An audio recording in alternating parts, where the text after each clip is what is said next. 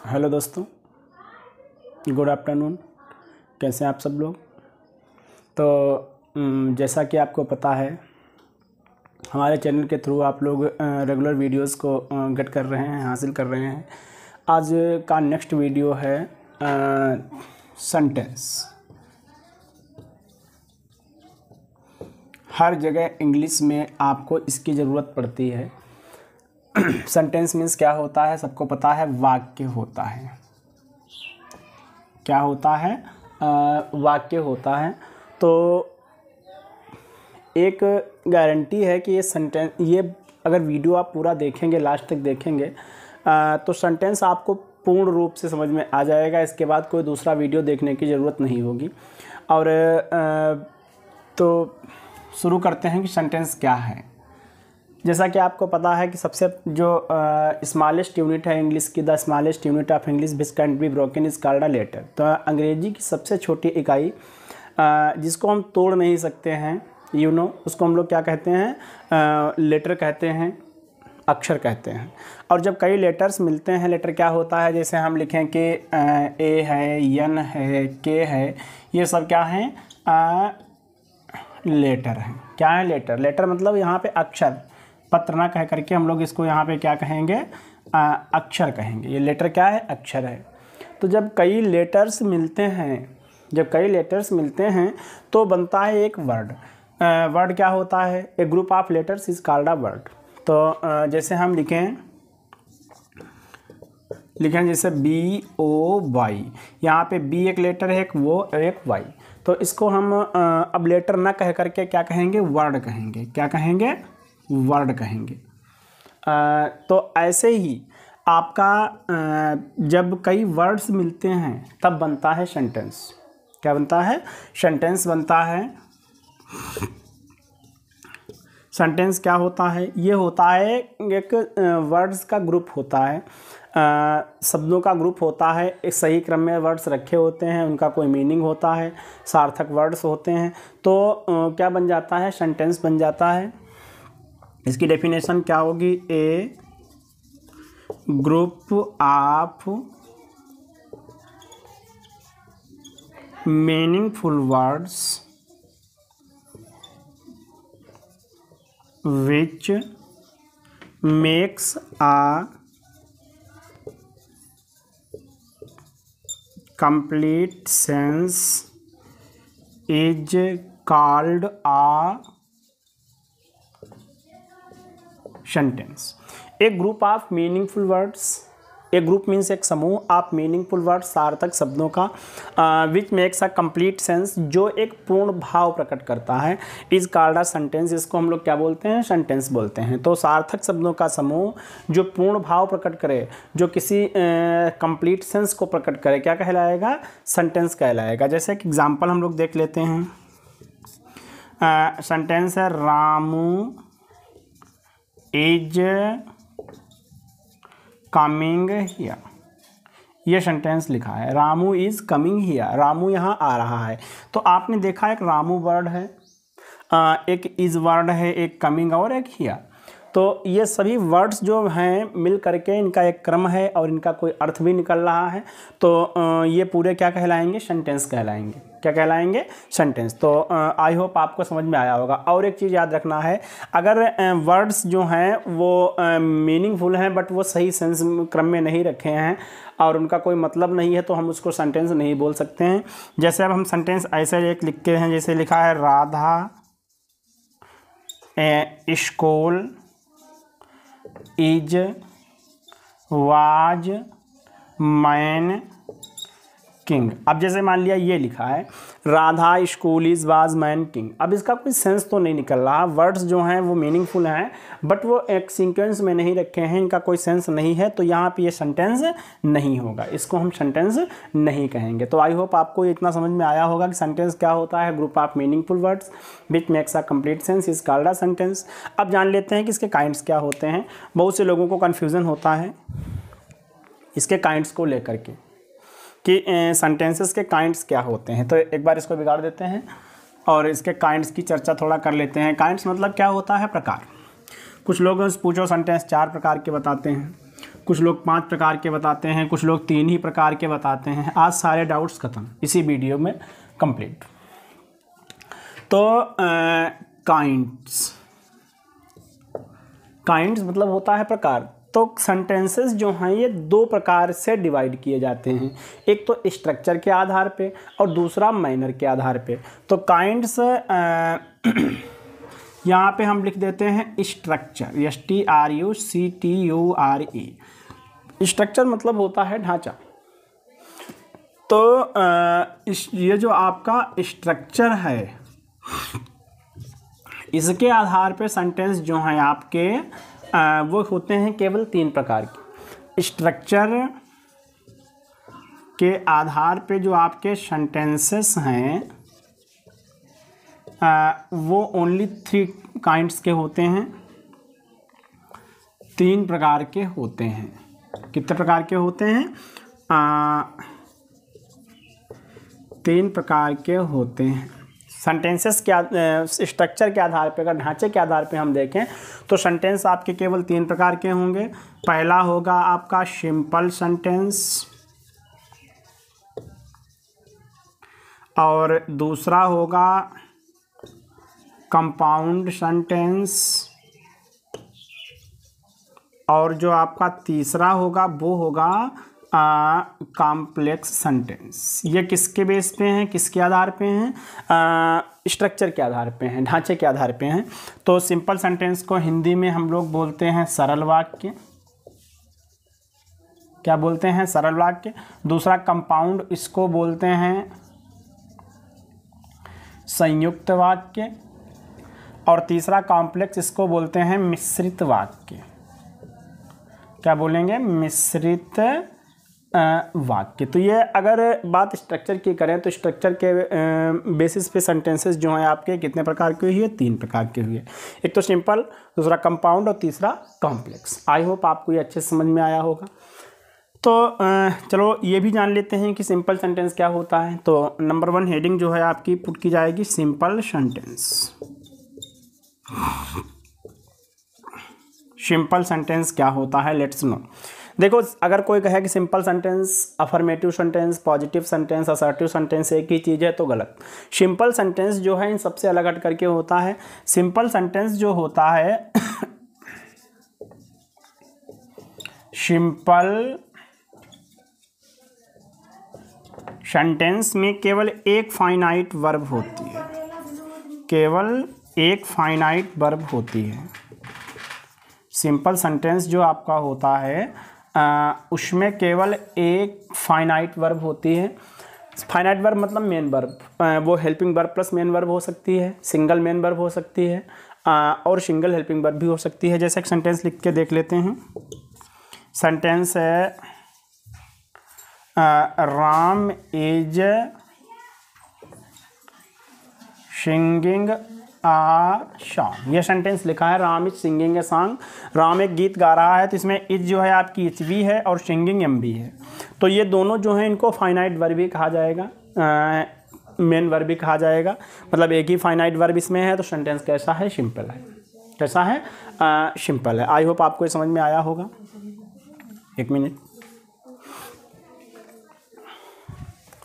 इसको ऊपर से बिगाड़ेंगे, थोड़ा स्पेस की कमी रहती है।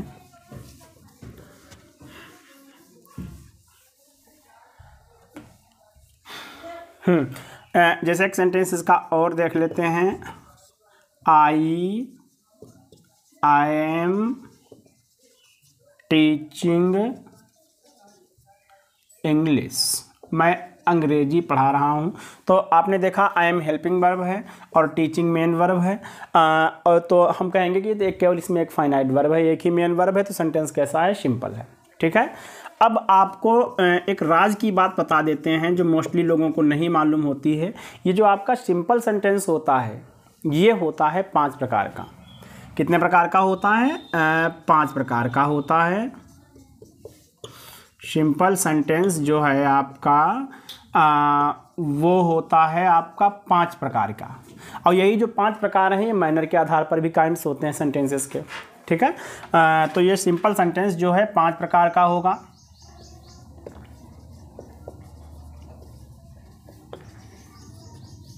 कौन कौन? इसमें पहला जो है आपका वो होगा असर्टिव सेंटेंस, दूसरा जो है ये होगा आपका इंट्रोगेटिव सेंटेंस, इंट्रोगेटिव सेंटेंस, और तीसरा होगा ये आपका होगा इम्परेटिव सेंटेंस,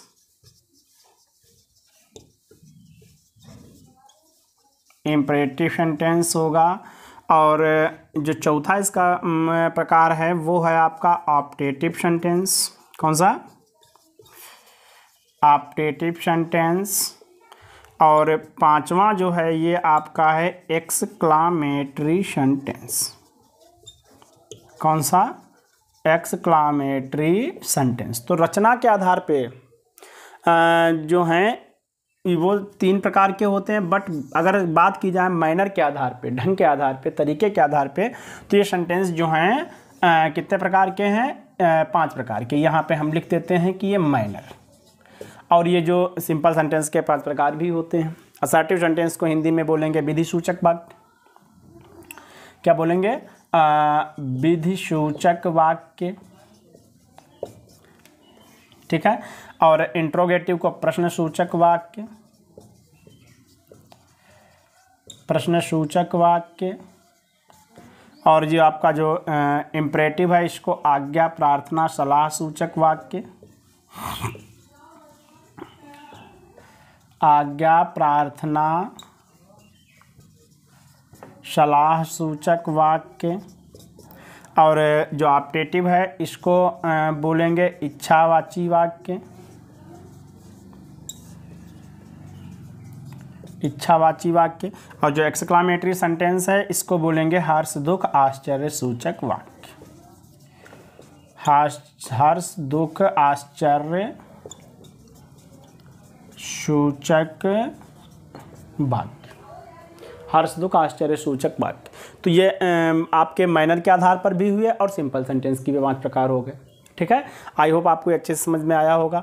तो ये असर्टिव सेंटेंस क्या होता है, इंट्रोगेटिव, इम्परेटिव, ऑप्टेटिव, एक्सक्लामेटरी, ये हम आपको बाद में बताएंगे। पहले ये जान लेते हैं कि जो दूसरा कंपाउंड सेंटेंस है वो क्या होता है, ठीक है। कंपाउंड सेंटेंस क्या होता है तो इसको एक मिनट बिगाड़ेंगे और स्क्रीनशॉट लें, लिखते जाएं, साथ में समझें, नोट्स ज़रूर बनाएं, अदरवाइज आप केवल वीडियो देख के समझना मुश्किल हो जाएगा, ठीक है।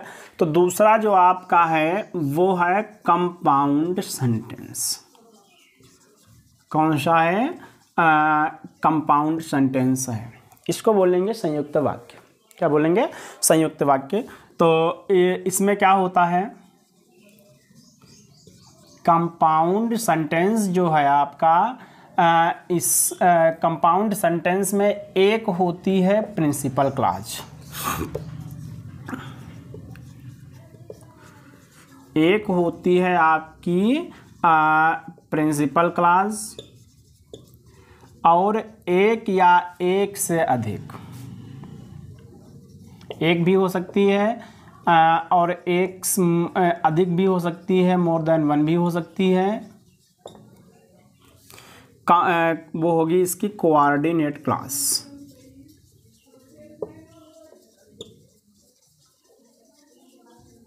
क्या होगी?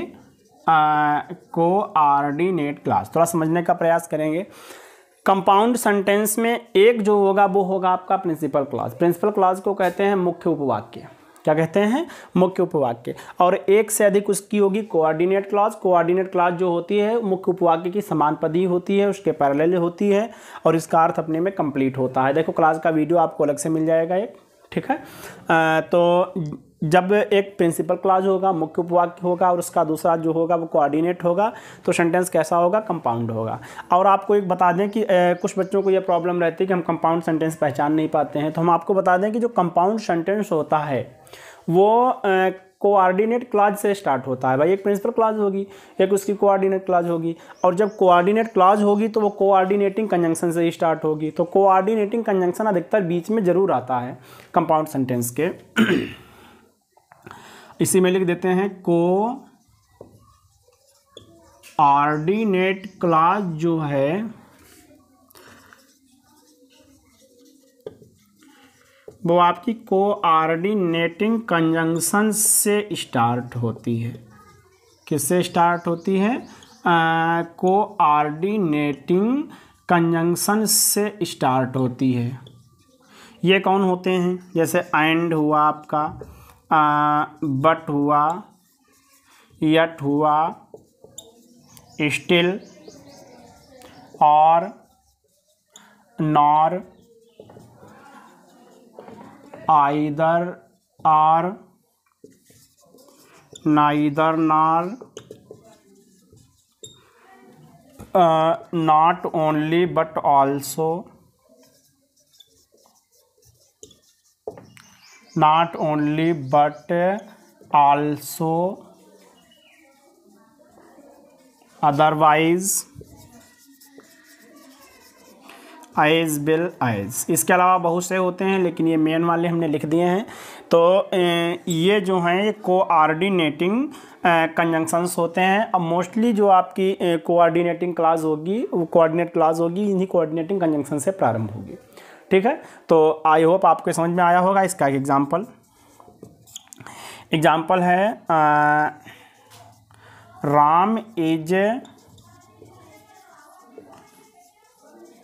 इंटेलिजेंट बट श्याम इज डल।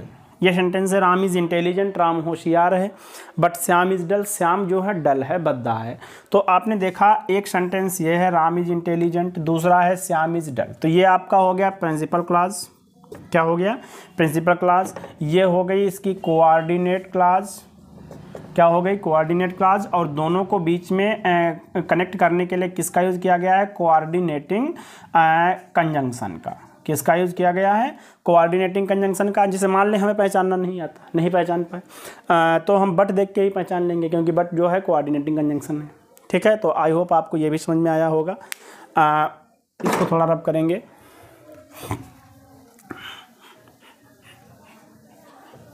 अब तीसरा जो है आपका वो है कॉम्प्लेक्स सेंटेंस। ठीक है, इसकी फिर प्रैक्टिस करवा देंगे, बहुत सारे सेंटेंसेस की प्रैक्टिस करवा देंगे नेक्स्ट वीडियो में। आज ये देख लेते हैं कॉम्प्लेक्स सेंटेंस क्या होता है।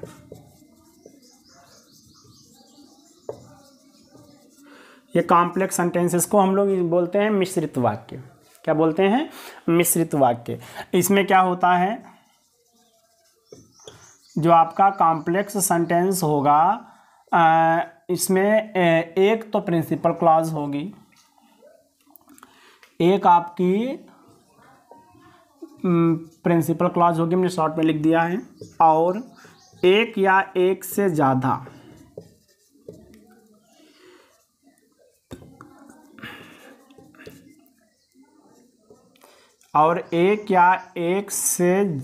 जो है इसकी होगी सबऑर्डिनेट क्लॉज।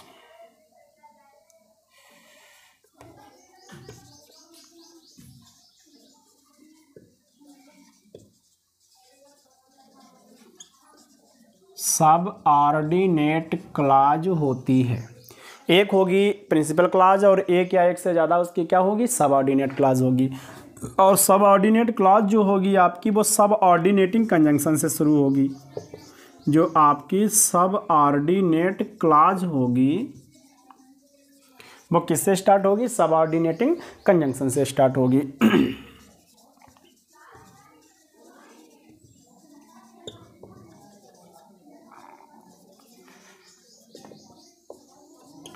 सबऑर्डिनेटिंग कंजंक्शन से स्टार्ट होगी।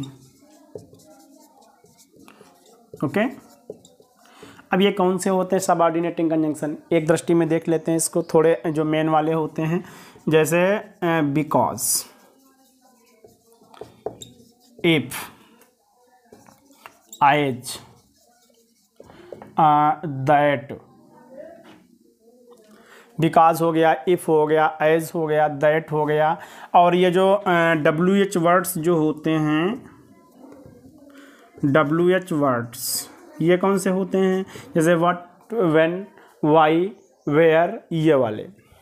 जैसे आपका व्हाट हो गया, हु हो गया, व्हेन हो गया, वाई हो गया, ये सभी जो हैं आपके कोऑर्डिनेट ओ सबऑर्डिनेटिंग कंजंक्शंस ही होते हैं। ठीक है, तो इसका एक एग्जांपल देख लेते हैं। सेंटेंस है रमन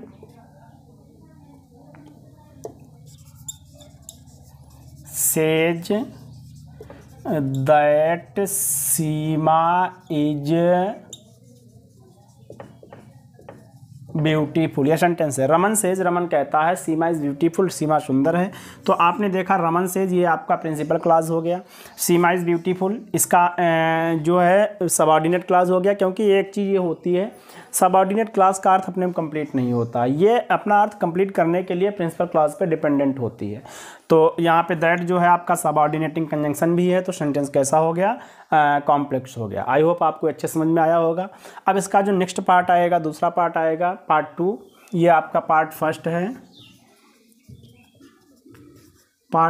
है, इसका जो सेकंड पार्ट आएगा उसमें हम लोग ये जानेंगे कि असर्टिव क्या होता है, इंट्रोगेटिव, इंपरेटिव, ऑप्टेटिव और एक्सक्लामेटरी, सभी अलग अलग पढ़ेंगे। ठीक है, तो इतना तब तक कंप्लीट करें, फिर मिलते हैं कुछ नया लेकर के नेक्स्ट वीडियो।